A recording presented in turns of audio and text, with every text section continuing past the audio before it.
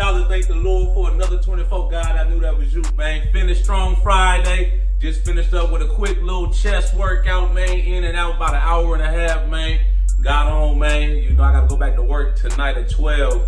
Today, man, is a very special day for me, man. Today marks 12 years I've been working in the prison system as a correctional officer, a prison guard, man. I started back in August 25th, 2013, man. I was still in college, man. You know, I studied criminal justice.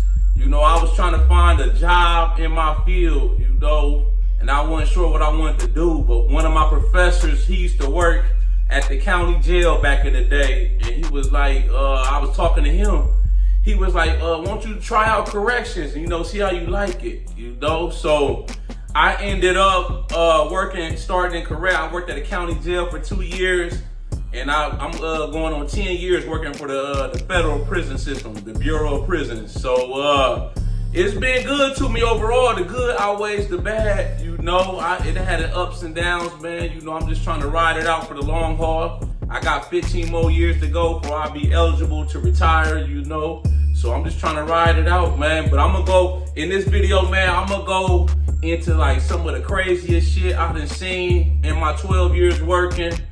You know, I'm gonna talk about some of the good, the bad, you know, anybody that's thinking about possibly pursuing a career, you know, working in the prison system, you know, I'm gonna go over some of that, man. You know, just some of my thoughts and reflections, man, you know, on reaching the 12-year milestone working, you know, as a correctional officer, man. But some of the craziest the shit I done seen, man, I'm gonna get right into the nitty gritty, man. I remember I was a few months into working at the county jail, right? This is my first joint. I done worked at 3 different prisons now. So I'm a rookie. I only been on the job like maybe 4 months, right? I'm working the night shift, you know, and I'm assigned to a unit, man. We called them pods when I worked at this particular jail. So I'm doing my rounds in the beginning. When you first come on, you usually count, you know, to make sure everybody's alive, nobody tried to escape, nobody trying to hurt themselves, or they in there fighting in their cells after they lock them down for the night, man. So I do my first count, right? Boom. Okay, cool. You know, we only, after that, I can't remember, I think we count 3 times at that prison, but we got to do hourly checks in between them, the 3 counts. So I did my first count, right? Then I go onto the unit, right, to do my first round an hour later, man. So I'm walking, I got my flashlight, I'm looking at each cell, making sure everything good. Then I get to this cell, right? I look in. The dude, he's sitting down right behind the door. Like, if you seen like a cell door, he's sitting like literally down underneath it. So I look, I'm like, what is he doing? He's just sitting down on the ground, right? So I knock on the door. I'm like, hey, what's up? What you doing? No movement, no response. So I knock again. I'm like, what the fuck going on? I don't know. So by then, my red flag, my antennas raised. I'm like, yo, something ain't right, man. I don't know what's going on, but something ain't right. So we have another officer, right? I'm working on the floor. We got another officer that's up in the tower. You know, they control all the doors, all the buttons. They push the buttons to open the door. So I get on my walkie-talkie. I radio to my partner up in the tower. I'm like, yo, Ray, open this cell door.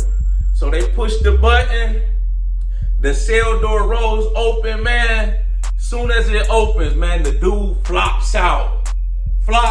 He dead, man. He hung himself. He tied a shoestring around his neck, and he tied it to the door, and he sat down and committed suicide, you know. In between that little hour period from the time I counted to the time I did my next check, man.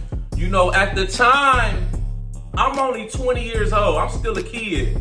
You know, I ain't even finished college yet, man. I had only been on the job like maybe 4 months. I ain't never seen no shit like that, man. A dude, you know, committed suicide. He was dead. You know, it only take probably a few minutes to kill yourself, you know what I mean? To commit suicide. So in between the time I counted And the time I did my check, I was only required by policy to only do like hourly checks every hour. So I was within the policy, man. So he had been dead for probably like damn near about, I don't know, I guess we just say an hour, man. But he flopped out. His eyes was open, man. He was blue. He was gone, man. The only thing, man, I could think to do was, man, I took off running. I ain't even gonna lie to you. I panicked, and I was on the top tier, man. You know, on the units, usually in the housing unit, in the prison or jail, you got a bottom tier with all the cells. Then you go up the steps, and you got the cells upstairs. So I'm on the top tier. He flopped out, man. I froze up, man. I just started running. I ran off the unit, out the door, and I was, man, shit went from 0 to 100 like that, bro. So I get on my walkie-talkie, and I call in. I'm like, yo, we got a medical emergency, man. We got a suicide, you know. So a minute or two later, all my some more COs, medical staff come running down there, man. They start doing chest compressions, man, you know. But it was too late. He had been gone. He was gone. You know, and that I was, like I said, I was only 4 months into the job, but I'm like, man, I was really questioning, like, I don't know if this the right career path for me. This shit might not be for me, man. I don't know if it's in me. You know, for me to see that in the beginning like that, man, I was kind of questioning. I was like, man, I might go do something else, maybe like a work for the court system or like a probation, or I don't know. I'm cut out for this shit, man. You know, but long story short, he had been on suicide watch. The psychologist took him off of suicide watch after they evaluated him a couple days before. And then I guess, man, you know, he checked out. He went ahead and he went through with it, man. You know, I think he was in there for like child sexual crimes or something. He was a preacher. You know, I was just reading up on him, man. You know, after the fact, the state police came in there and did interviews, man, and interviewed everybody. You know, like they was investigating what happened. You know, I was new to all this. I'm like, man, I ain't never seen no shit like this, man. You know. But it really messed me up in the head for like a few weeks after that happened, man. I was really evaluating my choices in my career. Like, do I really want to do this, man, or keep going with this, man? But I eventually got over it. You know, I was like, hey, man, I did everything I could. You know, I was doing my job. I was within policy and one, like, I wasn't making the hourly checks on him, and he been dead all night. You know, then I would have been in some hot water, you know. But eventually I was just like, man, you know, that was his choice, man. There wasn't nothing I could do. You know, I had to just move on past it, you know. But that was probably the craziest shit I've seen so far in my career, knock on wood. You know, I still got 15 years to go, man. I done seen a little bit there. I done seen, man, when I first got to the feds, I was working at a federal prison in West Virginia. I was a rookie there, right? I had 2 years under my belt in corrections overall, but I was a rookie there. I'm standing in the cafeteria where all the inmates eat, right? All of a sudden, our radios go off. They say, we got to fight in the back of the kitchen. So everybody go running to the back of the kitchen, man. We get back there, bro. It's blood everywhere. It's these two Hispanic inmates fighting. One of them had a knife, man. He's stabbing. I think he was stabbing the other one. It was blood everywhere, man. They was still going at it, man. I'm talking about these dudes. We had to physically separate them, man. We was getting blood on us. I was like, oh, man. They was still trying to fight, man. I think he had a knife, or he either had a lock in a sock, man. For anybody that ever heard or don't know what a lock in a sock is, man, the inmates in prison, they use that as a improvised weapon. They'll take a tube sock and they'll put a combination lock in it, man. You can imagine somebody winding that up, you getting cracked upside the head with that, man. I done seen people get cracked upside the head, not this big, man. Yeah, I done seen, oh man, yeah, they was blood everywhere. I'm like, bruh, they really getting it in, man. That was kind of my introduction to the feds, you know. And let me see. I stayed there for like 2.5 years, and I transferred down here to the federal prison in North Carolina back in 2015. I've been here ever since. This particular prison is a little different too, man, because my last prison, it was kind of like a normal population. This one, we got mental health inmates, right? So these dudes, man, you know, we got like a lot of case studies, people that did crazy crimes, and the judge sentenced him to get evaluated, you know, to see if they competent to stand trial, man. We had all kind of high profile inmates here, man. We got R. Kelly. We got some high profile mafia bosses like the New York crime families, people that did like international terrorists, all kind of people, man. It's all kind of stuff. But those mental health inmates, man, are a special bunch, man. I tell you, man, the craziest shit I seen with the mental health inmates, right? It's a lockdown unit at the prison, right? All the inmates in there, they stay locked down. They come out for 1 hour. They want to, like, for rec. You know, they got everything they need is in their cell. They got the shower in there, a toilet, so they don't come out for nothing. These are like the worst of the worst, the mental health. And a lot of these dudes, they like to do, like, they don't like to take their medicine. So sometimes we have to go in there and force medicate them. We got to go in there. So what we'll do, we'll get a team of officers, like 5 of us. There's 5 on the team. You got one person holding the camera, recording everything to make sure everything goes smooth. You know, you got the doctor, you got the nurse there to try to calm them down, try to talk them into taking their meds. You know, a lot of times them dudes don't take their meds, and what ends up happening is we gotta go in there, pop the cell, and we gotta run in there, and we decked out. The officer, the team is decked out like in football helmets, like shoulder pads, elbow, like Riot Gear, you know. So we run in there, grab them, boom, hold them down. And the nurse got to force medicate them, man. You know, sometimes before we even go in there, we got like flashbang grenades and shit, pepper ball guns. They might pop the trap and shoot them with the pepper ball gun, throw in a flash grenade to stun them before we even go in there, man. To kind of like, you know, to kind of get them to comply, you know. So I just seen dudes, man. I remember one time, dude, I was on the team. Dude, the supervisor threw in like 3 bombs.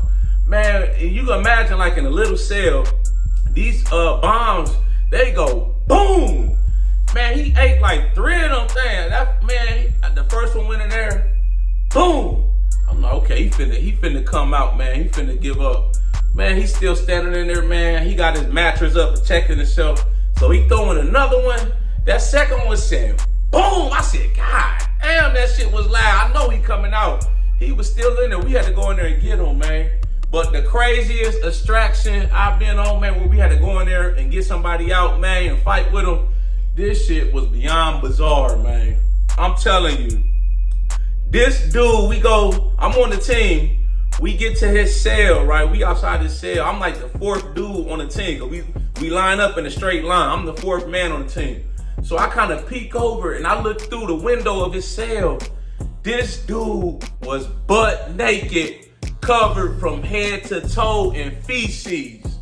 He took his feces, his poop, out the toilet and smeared it all over his body like it was lotion. Man, I had never seen nothing like that in my life. And all I was thinking in my head was like, bruh, if we go in here, man, we gotta fight with this dude and I get shit on my uniform, bruh, they might as well just put me down for the rest of the day. I'm going home. I might call in sick the next couple of days. I'm throwing all that shit on I got in the trash.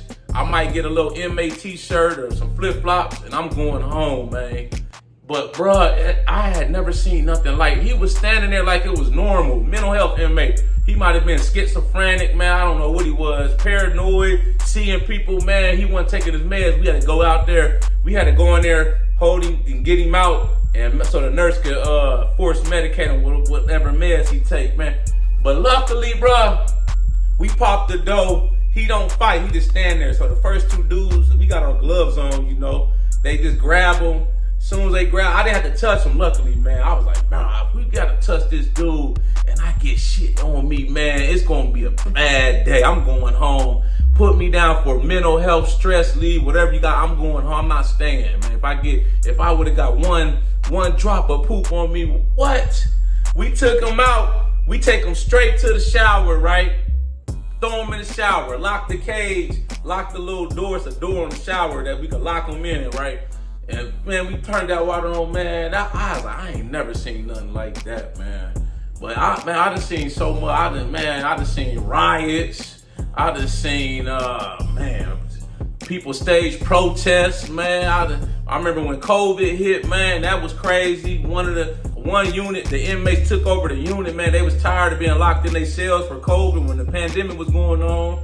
You know, it's been a lot, man. A lot of crazy shit I done seen, man. As far as the good and the bad, you know, I feel like the good far outweighs the bad. You know, one thing about working in corrections, being a correctional officer, man, you gotta deal with having to work irregular shifts. You know, you gotta work sometimes the holidays, the weekends. You know, you might have to get forced to do overtime instead of you doing an 8-hour shift. We so short-staffed now, turning to you having to do a 16-hour shift. You know, so that's one thing. You know, I done got used over the years of working holidays. You know, here lately, man, the past few years, I get a lot of holidays off, or like I stay on night shift. So I work the night shift overnight, 12 to 8. So a lot of times, if it's a holiday and I gotta work that night, I can still go do something. If it's like Thanksgiving, I can go, you know, get something to eat, you know, chill out, take a little nap before I go into work, you know. So I kind of make it work out, you know. And I'm at the point now where I can consistently get weekends off. You know, that's another thing too. Like when you do like shift work, you know, where it's like the prison has to run 24 hours. You know, sometimes you gotta work the weekends, you know, or you might have to go in when you don't want to on a holiday and shit like that, man. It just is what it is, you know. But I feel like, man, the good, like I said, the good far outweighs the bad, though, man. I've been blessed. I was thankful I stuck with it. I kept up with it, you know. It's allowed me to pay off damn near most of my debt. I was able to buy a house, a couple cars. I get to travel around the world. You know, you get a lot of time off too, man. You can kind of finesse a vacation in there too, man. You know, we get down there 5 weeks of vacation every year. But if you really need some time off, man, you could kind of work with them, man. The supervisors will work with you and whatnot, man. And I feel like for what we do and what we get paid, man, it's like you can't beat it, man. It's like damn, I tell people it's like you an overpaid babysitter, man, right? Say I'm working on a unit with the inmates. Most of the time, it's like 99% the same shit every day. The inmates are either working out, watching TV, playing cards or a game. They got tablets now. They might be on there watching movies, on the phone with their family, or on the computer emailing their family. During the week, they might go to work or go to school, go to class. They're trying to get their GED. But it's like the same structure. It's kind of like being in school. You got like every half hour, you got the bell that rings. So in prison, you got the 10-minute moves where they got to get to where they going every on the half hour, you know. And it's like, I like working the units because it's like, it's just me, one officer, and you might have maybe like 100+ inmates, but most of them, they just be chilling.